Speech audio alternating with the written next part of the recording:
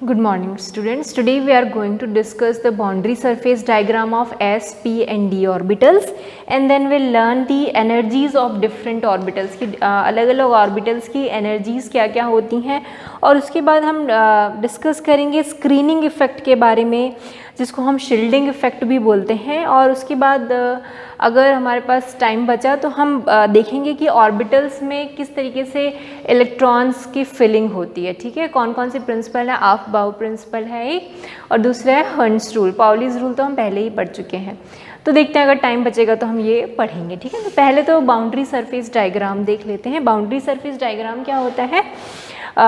ये जो डायग्राम है ये शो करता है कि इलेक्ट्रॉन जो है वो कहाँ पर मिलेगा, इलेक्ट्रॉन डेंसिटी कहाँ पर मैक्सिमम होगी। ठीक है, उस ऑर्बिटल्स में इलेक्ट्रॉन डेंसिटी कहाँ पर मैक्सिमम होगी ये बताता है बाउंड्री सरफेस डायग्राम। ठीक है, तो पहले हम देखते हैं एस ऑर्बिटल का जो शेप है, इट इज़ अ स्फीयर है ना। एस ऑर्बिटल कैसा है? स्फीयर का जैसा शेप है। 1s ऑर्बिटल थोड़ा साइज कम रहेगा, 2s ऑर्बिटल है तो उसका साइज थोड़ा और बड़ा रहेगा, 3s है तो उसका थोड़ा सा और बड़ा रहेगा। तो इस तरीके से ऑर्बिटल्स के हिसाब से नंबर ऑफ शेल्स के हिसाब से ऑर्बिटल्स का साइज बढ़ते जाता है। ठीक है, तो यहाँ 1s है, ये 2s आपको दिख रहा होगा, ये थोड़ा छोटा है, ये थोड़ा बड़ा है। अब देखेंगे इलेक्ट्रॉन, ये जो है ना इलेक्ट्रॉन क्लाउड शो करता है। इलेक्ट्रॉन क्लाउड मतलब जहाँ पर इलेक्ट्रॉन की होने की प्रोबेबिलिटी ज़्यादा है। जो सेंटर है, सेंटर में क्योंकि न्यूक्लियस है और न्यूक्लियस के चारों तरफ इस तरीके से ऐसा है ना, ये न्यूक्लियस, इसके चारों तरफ इस तरीके से 1s ऑर्बिटल है सपोज, बीच में न्यूक्लियस है, तो न्यूक्लियस में होने इलेक्ट्रॉन की होने की प्रोबेबिलिटी क्या होगी? 0।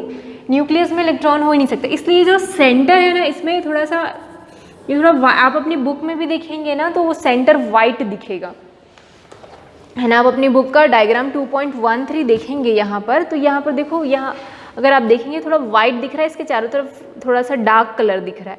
इसका मतलब वाइट कलर यहाँ पर है, वो नोड बता रहा है कि वहाँ पर इलेक्ट्रॉन की होने की प्रोबेबिलिटी क्या होगी? 0 होगी।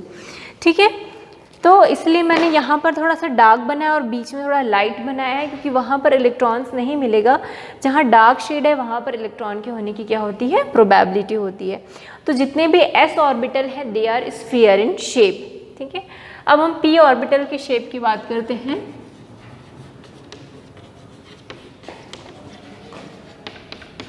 तो p ऑर्बिटल्स का जो शेप है इसमें देखेंगे इनका शेप डम्बेल की तरह होता है। ठीक है, डम्बेल की तरह होता है।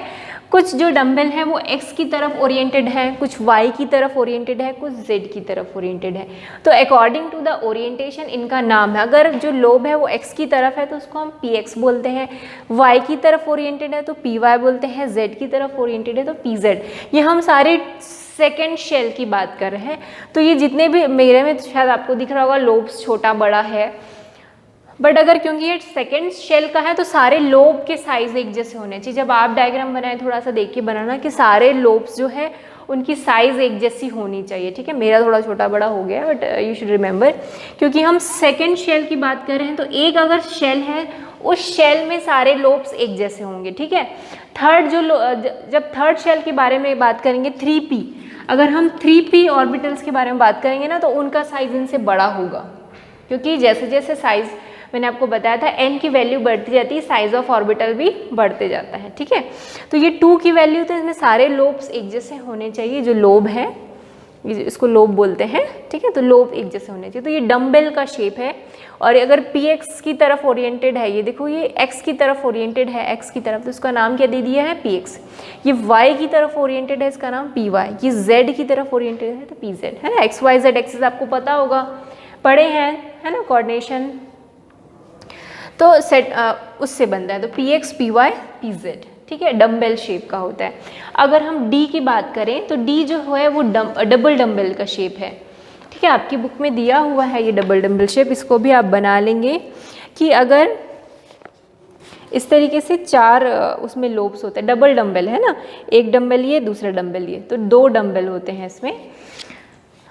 ठीक है, डम्बेल की तरह दिख रहा है ये, तो डबल डम्बेल शेप बोलते हैं। ये उसका d ऑर्बिटल्स का बाउंड्री सरफेस डायग्राम है। ठीक है, ये dz स्क्वायर है, दिस इज dyz है, तो देखो y और z में है लोब्स। ठीक है, dyz है, dxz है, तो x और z में है, dxy है तो x और y में है, इस तरीके से उनका डायग्राम बनता है। ठीक है, इसमें भी आप देखेंगे, इन लोब्स में भी देखेंगे आप, तो बीच में इलेक्ट्रॉन के होने की प्रोबेबिलिटी 0 होती है, इसके चारों तरफ इधर इस तरफ इलेक्ट्रॉन के होने की प्रोबेबिलिटी ज़्यादा होती है और बीच में इलेक्ट्रॉन के होने की प्रोबेबिलिटी कम होती है। तो ये है शेप्स ऑफ डिफरेंट ऑर्बिटल्स। ठीक है, तो ये तीनों ऑर्बिटल्स के जो शेप्स हैं आप अपने बुक में कॉपी में बनाएंगे, एस ऑर्बिटल, पी ऑर्बिटल और डी ऑर्बिटल्स की। ठीक है, इतना समझ में आया। अब हम इस ऑर्बिटल्स की एनर्जी के बारे में बात करते हैं, एनर्जी ऑफ ऑर्बिटल्स। ठीक है, तो इतना नोट कर लो। तो जो नेक्स्ट डिस्कशन करेंगे हम वो करेंगे एनर्जीज ऑफ ऑर्बिटल्स की, ऑर्बिटल्स की एनर्जी किसकी कौन से ऑर्बिटल की एनर्जी ज़्यादा होती है, कौन से ऑर्बिटल की कम होती है। तो पहले अगर हम हाइड्रोजन एटम की बात करें, हाइड्रोजन एटम क्या होता है, सिंगल, उसमें सिंगल इलेक्ट्रॉनिक एटम होता है, उसमें एक ही इलेक्ट्रॉन्स होते हैं। ठीक है, तो उसमें जो 1s ऑर्बिटल है ना, उसकी एनर्जी सबसे कम होती है। ठीक है, किसकी बात कर रहे हैं हम, हाइड्रोजन एटम में एनर्जी की। ठीक है, इसको बोलते हैं हम एनर्जी लेवल डायग्राम। हम लेवल है, अलग अलग level, this is the first level, second level, third level, fourth level, इसमें अलग अलग लेवल्स होते हैं एनर्जी की, इसलिए इसको बोलते हैं एनर्जी लेवल डायग्राम। जो सबसे नीचे है ना, उसकी एनर्जी सबसे कम होगी, और जैसे जैसे हम ऊपर जाते जाएंगे ना, एनर्जी क्या होती जाएगी, इंक्रीज होती जाएगी। ठीक है, आप ऐसे लिख सकते हैं, एनर्जी इंक्रीजेज, ऊपर जाने पे एनर्जी इंक्रीज हो रही है। ठीक है, तो अगर हाइड्रोजन एटम की बात करें तो 1s ऑर्बिटल की एनर्जी सबसे कम होती है। 2s और 2p, 2s का एक ऑर्बिटल, 2p के 3 ऑर्बिटल्स। ठीक है, इनकी एनर्जी एक जैसी होती है। तो अगर किसी दो ऑर्बिटल्स की एनर्जी सेम है ना, तो उनको बोलते हैं डीजेनरेट ऑर्बिटल। क्या बोलते हैं उनको, डीजेनरेट ऑर्बिटल्स।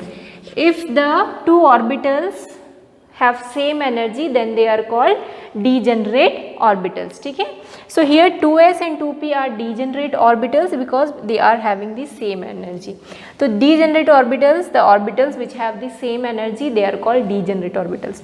तो यहाँ 2s 2p degenerate है, यहाँ पर 3s 3p 3d भी क्या है, degenerate orbitals हैं। ठीक है, so this is the energy level diagram for hydrogen, जहाँ 2s और 2p की एनर्जी सेम होती है। इलेक्ट्रॉन जो है हाइड्रोजन एटम में जनरली कहाँ होता है, 1s में होता है, यहाँ पर इलेक्ट्रॉन होता है जिसको हम ग्राउंड स्टेट बोलते हैं। ठीक है, जनरली जहाँ पर इलेक्ट्रॉन मिलता है, ठीक है, उसको हम बोलते हैं 1s ऑर्बिटल, यहाँ पर इसका ग्राउंड स्टेट है। जब इस हाइड्रोजन एटम को आप क्या दोगे, एनर्जी दोगे, तो ये क्या हो जाएगा, एक स्टेप ऊपर चला जाएगा, इलेक्ट्रॉन जो है जंप करके ऊपर के एनर्जी लेवल में चला जाएगा, जिसको हम बोलेंगे एक्साइटेड स्टेट। ठीक है, 1s में अगर इलेक्ट्रॉन है तो हम क्या बोलेंगे कि इलेक्ट्रॉन अभी कहाँ है, अपने ग्राउंड स्टेट में है। जब ये जंप करके ऊपर 2s में चला जाएगा तो हम क्या बोलेंगे कि जो हाइड्रोजन एटम है वो अपने एक्साइटेड स्टेट में है। तो इसी को बोलते हैं ग्राउंड स्टेट और एक्साइटेड स्टेट। तो ये तो हो गए हाइड्रोजन एटम की बात, जिसमें एक ही इलेक्ट्रॉन है। ठीक है, पर उनका क्या, जिसमें एक से ज़्यादा इलेक्ट्रॉन है, अगर जैसे हीलियम की बात करें, लिथियम, पोटेशियम, सोडियम, कोई भी ऐसे एटम्स जिसमें एक से ज़्यादा इलेक्ट्रॉन है, तो उसमें एनर्जी लेवल डायग्राम अलग अलग होता है। ठीक है, 1s ऑर्बिटल की एनर्जी सबसे कम, फिर 2s ऑर्बिटल की, ठीक है, फिर 2p ऑर्बिटल। 2s और 2p ऑर्बिटल की एनर्जी सेम नहीं होती है मल्टी इलेक्ट्रॉन्स में। ठीक है, ऐसे एटॉमिक एटम्स जिसमें बहुत सारे इलेक्ट्रॉन है, उसमें 2s और 2p की एनर्जी सेम नहीं होती। 2s की एनर्जी कम होती है और 2p की एनर्जी ज़्यादा होती है। फिर 3s की एनर्जी होती है, 3p की, फिर 4s की, और उसके बाद 3d ऑर्बिटल्स की एनर्जी होती है। ठीक है ना, हमारे पास कौन कौन से ऑर्बिटल हैं, 1s, 2s, 2p, 3s, 3p, 3d, 4s, 4p, 4d, 4f, इतने सारे ऑर्बिटल्स हम जानते हैं। तो हम क्या देख रहे हैं कि इनमें से किसकी एनर्जी, कौन से ऑर्बिटल की एनर्जी कम है, किसकी ज़्यादा है। तो हमने क्या देखा, 1s ऑर्बिटल की एनर्जी सबसे कम होती है, फिर 2s ऑर्बिटल की होती है, उससे ज़्यादा 2p ऑर्बिटल की होती है, उससे ज़्यादा एनर्जी 3s की होती है, उससे ज़्यादा 3p की होती है। पर 3p के बाद 3d नहीं आता, 3p के बाद किसकी एनर्जी होती है, 4s की, और उसके बाद 3d के ऑर्बिटल्स की एनर्जी होती है। ठीक है, तो 3d की जो एनर्जी है वो ज़्यादा है 4s से।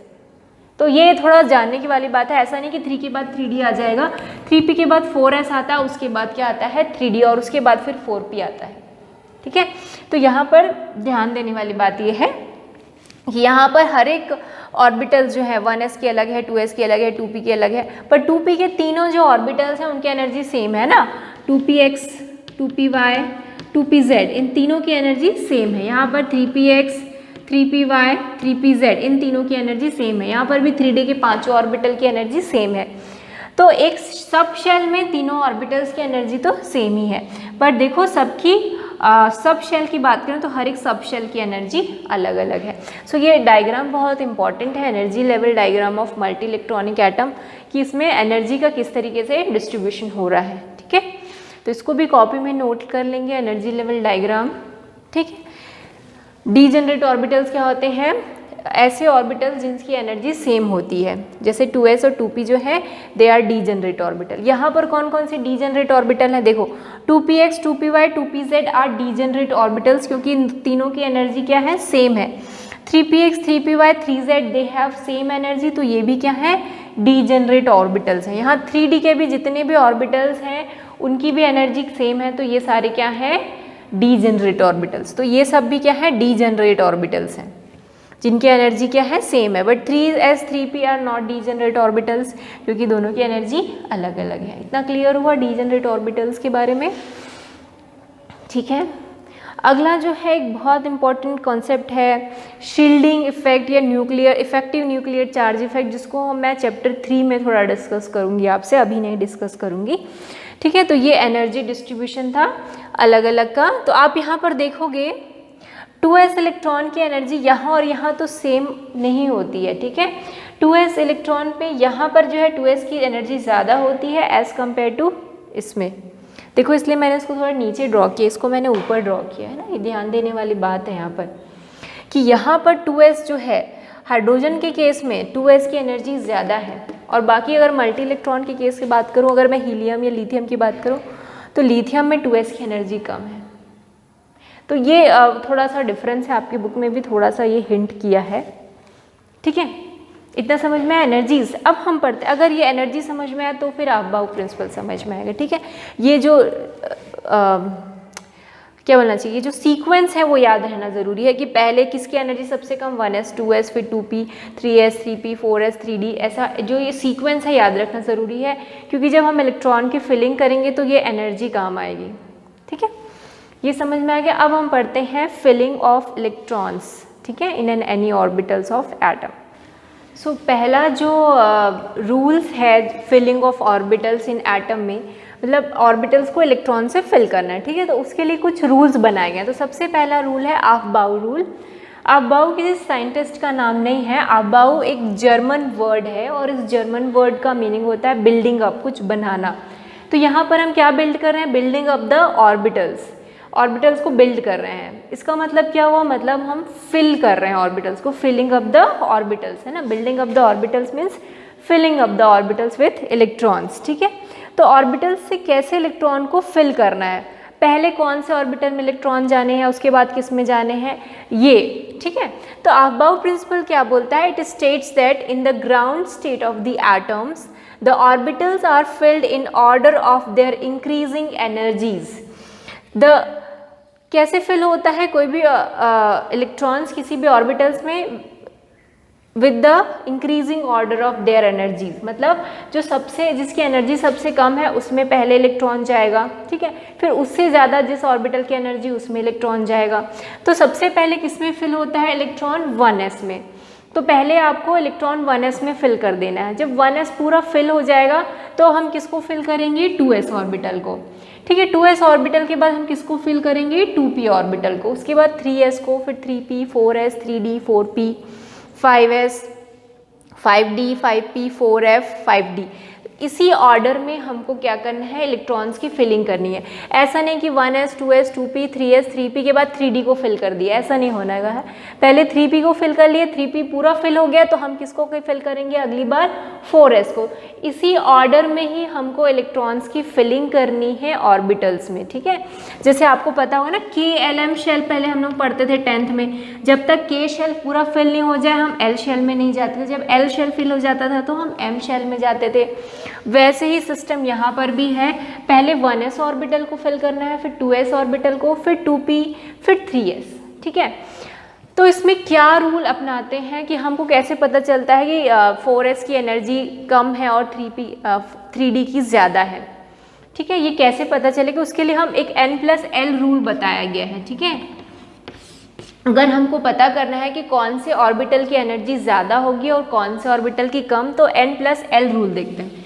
जैसे अगर आपको पता करना है कि 6p और 7s, इसमें किसके एनर्जी, कौन से ऑर्बिटल की एनर्जी ज़्यादा है और कौन से ऑर्बिटल की एनर्जी कम, तो दोनों के लिए हम n+l फाइंड करते हैं। n यहाँ पर क्या है 6 और p है, p के लिए l क्या होता है 1, तो n+l की वैल्यू यहाँ हो गई 7। यहाँ पर देखते हैं,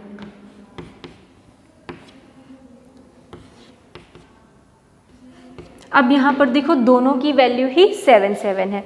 अगर दो n+l रूल के हिसाब से दोनों की वैल्यू क्या आ गई 7, तो अब हमको कैसे पता चलेगा कि उसको पहले फिल करना है, तो जिसमें n की वैल्यू कम है उसको पहले फिल करेंगे, तो 6p की एनर्जी कम होगी और 7s की एनर्जी ज़्यादा होगी। और भी कोई दो इलेक्ट्रॉन्स ले लो आप, 4d और 5p को ले लो, 4s और 3d को ले लेते हैं, चलो ठीक है। 4s में n और l की वैल्यू निकालो 4, ठीक है, l की वैल्यू क्या है 0, तो ये हो गई 4। यहाँ पर n है 3 और d मतलब 2, स्पीड है, हाँ, तो यहाँ पर कितनी हो गई वैल्यू 5। तो अब देखो यहाँ पर n+l की वैल्यू 4 है, यहाँ पर n+l की वैल्यू 5 है, तो जिसकी n+l की वैल्यू ज़्यादा है उसकी एनर्जी ज़्यादा है, मतलब 3d की एनर्जी ज़्यादा होगी और 4s की एनर्जी कम होगी। तो n+l रूल से हम निकाल सकते हैं कि कौन से ऑर्बिटल की एनर्जी ज़्यादा है, कौन से ऑर्बिटल की एनर्जी कम है। तो ये n+l रूल आपकी बुक में भी दिया हुआ है, the lower the value of n+l for an orbital the lower is its energy. ठीक है, अगर सो n+l रूल क्या बोलता है, the lower the value of n+l for an orbitals the lower is its energy. ठीक है, n+l की value अगर कम है तो उसकी एनर्जी भी कम होती है। जैसे 4s के लिए अगर n+l निकालो तो n 4 है, s के लिए l की वैल्यू क्या होती है 0, तो ये हो गई 4। 3d के लिए निकालो n+l की वैल्यू 3, d के लिए l होता है 2, तो ये हो गया 5। ठीक है, तो जिसकी n+l की वैल्यू कम है उसकी एनर्जी भी कम है। तो इन दोनों से हमको क्या पता चलता है कि 4s हैज़ लोअर एनर्जी। ठीक है, ये समझ में आया। उसके बाद बोलता है if two orbital have the same value of n+l, अगर दो ऑर्बिटल्स हैं और दोनों के लिए n+l की वैल्यू सेम है, the orbital with lower value of n will have the lower energy, तो ऐसा ऑर्बिटल जिसमें n की वैल्यू कम होगी उसकी एनर्जी भी कम होगी। तो उसका केस ये है। 6p और 7s के लिए निकालते हैं, 6 और p के लिए होता है 1, 7n है और l 0 है, 6 + 1 7, 6 + 1 7। अब दोनों अगर n+l की वैल्यू दो ऑर्बिटल के लिए सेम है तो क्या होगा, जिसके लिए n की वैल्यू कम है उसकी एनर्जी भी कम होगी। तो इन दोनों में से देखो n की वैल्यू किसके लिए कम है, 6p के लिए, सो 6p हैज़ लोअर एनर्जी। ठीक है, तो इस तरीके से आप पता कर सकते हैं कि कौन से ऑर्बिटल की एनर्जी ज़्यादा होगी, कौन से ऑर्बिटल की कम, और उसी हिसाब से फिर ये सीक्वेंस बनाया गया है कि 1s की एनर्जी सबसे कम होती है, फिर 2s की एनर्जी उससे ज़्यादा होती है, उससे ज़्यादा 2p की एनर्जी होती है, और इस लाइन में देखें तो 4p की एनर्जी सबसे ज़्यादा होती है। तो this is the increasing order of energy of different orbitals, और इसी सीक्वेंस में ही हमको इलेक्ट्रॉन्स की क्या करनी है, फिलिंग करनी है। ये कौन बोलता है, अफबाउ प्रिंसिपल बोलता है। ठीक है, तो ये तो हो गया पहला अफबाउ रूल जो बताता है कि किस तरीके से इलेक्ट्रॉन्स की फिलिंग होनी है। जो नेक्स्ट रूल है that is the hunts rule of maximum multiplicity. ये क्या बोलता है कि जब हम इलेक्ट्रॉन्स की फिलिंग कर रहे हैं और जब हम डीजेनरेट इलेक्ट्रॉन्स में ऑर्बिटल्स में इलेक्ट्रॉन की फिलिंग कर रहे हैं, डीजेनरेट ऑर्बिटल्स मतलब ऐसे ऑर्बिटल जिसकी एनर्जी सेम है। ठीक है, तो अगर हम डीजेनरेट ऑर्बिटल्स में इलेक्ट्रॉन की फिलिंग कर रहे हैं तो पेयरिंग कब होगी, जब सारे के सारे ऑर्बिटल सिंगली ऑक्यूपाइड होंगे। ठीक है, इसको नोट डाउन कर लो, फिर हंट्स रूल बताते हैं। Hund's rule of maximum multiplicity क्या बोलता है, pairing of electrons in the orbitals belonging to same sub shell. कोई सेम सब शेल के ऑर्बिटल्स हैं, उसमें पेयरिंग कब तक नहीं होगी, डज नॉट टेक प्लेस, तब तक नहीं होगी जब तक ईच ऑर्बिटल्स, जितने भी ऑर्बिटल्स हैं उस सब शेल के, उनमें एक एक इलेक्ट्रॉन नहीं हो जाते हैं। इसको एग्जाम्पल से समझते हैं। जैसे कि नाइट्रोजन है, नाइट्रोजन का अगर मैं इलेक्ट्रॉनिक जो स्ट्रक्चर है वो बनाऊं तो कैसे बनेगा। नाइट्रोजन में 7 इलेक्ट्रॉन्स होते हैं, ठीक है। तो पहले इलेक्ट्रॉन्स कहाँ फिल होंगे, 1s ऑर्बिटल में, ठीक है। ये 1s ऑर्बिटल है, ये 2s ऑर्बिटल है और 2p के 3 ऑर्बिटल्स, ठीक है। 2p के 3 ऑर्बिटल्स को हम क्या लिख सकते हैं, 2px, 2py और 2pz, ये सब मिला के क्या हो गया 2p। तो क्या बोलता है, सबसे पहले इलेक्ट्रॉन्स आप बाउ के रूल से कहाँ जाएंगे, यहाँ पर जाएंगे। और पाउली क्या बोलता है, अगर इलेक्ट्रॉन्स जो है वो दोनों का जो डायरेक्शन है अलग अलग होना चाहिए, स्पिन डायरेक्शन, ये एक ऊपर है तो एक नीचे होना चाहिए और 2 ही और ना। तो 7 में से 2 इलेक्ट्रॉन्स यहाँ आ गए। अब कितने बचे, 5 इलेक्ट्रॉन्स। अब 2 इलेक्ट्रॉन्स मैं यहाँ डाल देती हूँ, ठीक है, तो 4 इलेक्ट्रॉन्स। अब मेरे पास कितने बच गए, 3 इलेक्ट्रॉन्स है ना। 7 में से 4 यहाँ आ गया, 4 इलेक्ट्रॉन्स, ये 1 2 3 4। अब 3 इलेक्ट्रॉन्स को कैसे फिल करूँगी मैं, ऐसे फिल करूँगी क्या, तो हंट्स रूल यहीं पर ही बताता है। सर हंट्स रूल क्या बोलता है, अगर कोई ऑर्बिटल्स हैं जो सेम सब शेल के हैं, देखो ये p जो है वो सेम सब शेल के ऑर्बिटल्स हैं, तो वहाँ पर पेयरिंग कब तक नहीं होगी, जब तक कि सारे ऑर्बिटल्स में एक एक इलेक्ट्रॉन्स नहीं आ जाते हैं। तो देखो इसमें सारे ऑर्बिटल्स में एक एक इलेक्ट्रॉन्स हैं क्या, नहीं, ये वाला इलेक्ट्रॉन, ये वाला तो छूट गया है। तो सबसे पहले हमको क्या करना है, सारे ऑर्बिटल जितने भी उस सब शेल के जितने भी ऑर्बिटल्स हैं, सबसे पहले उनमें एक एक इलेक्ट्रॉन भर देना है। अब उसके बाद अगर कोई बचेगा तो फिर पेयरिंग करनी है। तो देखो 7 इलेक्ट्रॉन थे, 7 हो गए, 1 2 3 4 5 6 7, ठीक है, तो 7 इलेक्ट्रॉन्स। तो पेयरिंग तब तक नहीं करनी है जब तक कि सारे ऑर्बिटल्स में एक एक इलेक्ट्रॉन नहीं हो जाते। उस सब शेल के बारे में बात कर रहे हैं ना, p सब शेल के बारे में बात कर रहे हैं, सारे सब शेल के बारे में बात नहीं कर रहे हैं, 1s 2s के बारे में नहीं कर रहे हैं। किसी एक पर्टिकुलर और सब शेल के सारे ऑर्बिटल जब तक सिंगली ऑक्यूपाइड नहीं हो जाते तब तक कि उनकी पेयरिंग नहीं करनी है, ठीक है। तो यहाँ पर इलेक्ट्रॉन नहीं आएगा, सबसे पहले सबको सिंगली ऑक्यूपाइड करना है, उसके बाद आपको पेयरिंग करनी है, ठीक है।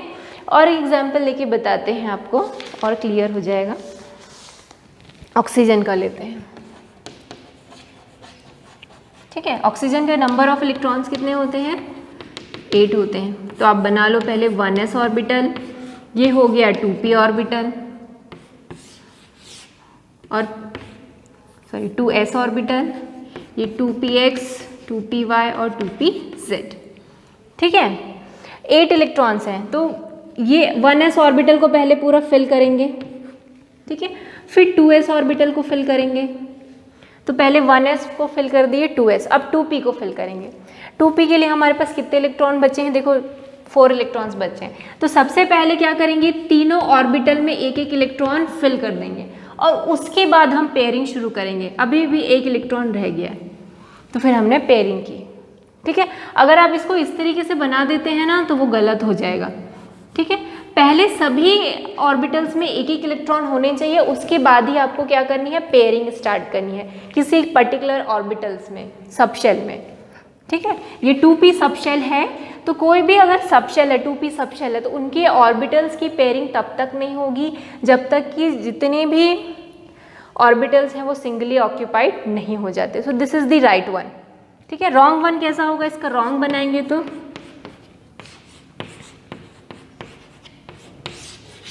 अगर आप इस तरीके से बना देते हैं तो this is the wrong one. सबसे पहले सबको क्या करना है, सिंगली ऑक्यूपाइड करना है, उसके बाद आप उसको पेयरिंग करना शुरू करेंगे।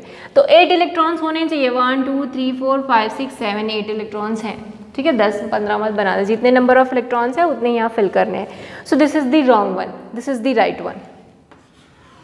तो इलेक्ट्रॉन्स की पेयरिंग क्या बोल रहे हैं, किसी भी इलेक्ट्रॉन्स की पेयरिंग तब तक नहीं होगी जब तक कि जितने भी ऑर्बिटल्स हैं which belong to that sub shell has got 1 electron each, जब तक कि सब में एक एक इलेक्ट्रॉन नहीं हो जाता उस ऑर्बिटल, उस सब शेल के ऑर्बिटल में, तब तक आप उसकी पेयरिंग नहीं करेंगे।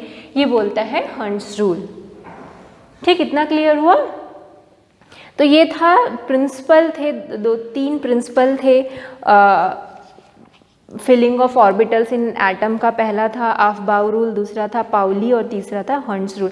पाउली क्या बोल रहा था कि किसी भी ऑर्बिटल्स में दो ही इलेक्ट्रॉन्स हो सकते हैं, जैसे मैंने हर एक ऑर्बिटल में दो दो इलेक्ट्रॉन ही डाले हैं, और दोनों की जो स्पिनिंग है वो अपोजिट होनी चाहिए। देखो है ना, एक क्लॉकवाइज है तो दूसरा एंटी क्लॉकवाइज। अगर आपने इस तरीके से फिलिंग कर दी ना, सो दिस इज रॉन्ग। अगर आपने इस तरीके से फिलिंग कर दी तो दिस इज रॉन्ग। एक इलेक्ट्रॉन अगर क्लॉकवाइज है तो दूसरे इलेक्ट्रॉन की स्पिनिंग एंटी क्लॉकवाइज ही होनी चाहिए। ठीक है, तो ये याद रखेंगे, इस तरीके की चीज़ें नहीं होनी चाहिए जब आप इलेक्ट्रॉनिक स्ट्रक्चर बना रहे होंगे तो। ठीक है, इतना समझ में आया? तो पहले 1s ऑर्बिटल्स फिल होते हैं, फिर 2s ऑर्बिटल, फिर 2p ऑर्बिटल्स। 2p ऑर्बिटल्स में पेयरिंग कब करनी है? तब तक पेयरिंग नहीं करनी है जब तक कि सारे ऑर्बिटल्स जो हैं सिंगली ऑक्यूपाइड नहीं हो जाते। ठीक है, तो इस तरीके से ये इलेक्ट्रॉनिक कॉन्फ़िगरेशन बनता है। हम आगे अगले जो क्लास है उसमें फिर से ही इलेक्ट्रॉनिक कॉन्फ़िगरेशन ऑफ एटम्स की बात करेंगे। बहुत अलग अलग टाइप के जितने भी एटम्स हैं सबका इलेक्ट्रॉनिक कॉन्फ़िगरेशन बनाएंगे। कुछ इसमें एक्सेप्शंस भी हैं, वो भी पढ़ेंगे। जैसे कॉपर का एक एक्सेप्शन आ जाता है, कोबाल्ट का एक एक्सेप्शन आ जाता है, तो उसको भी हम उसको नेक्स्ट क्लास में पढ़ेंगे। ठीक है, अभी तक कोई डाउट हो तो just let me know. Thank you.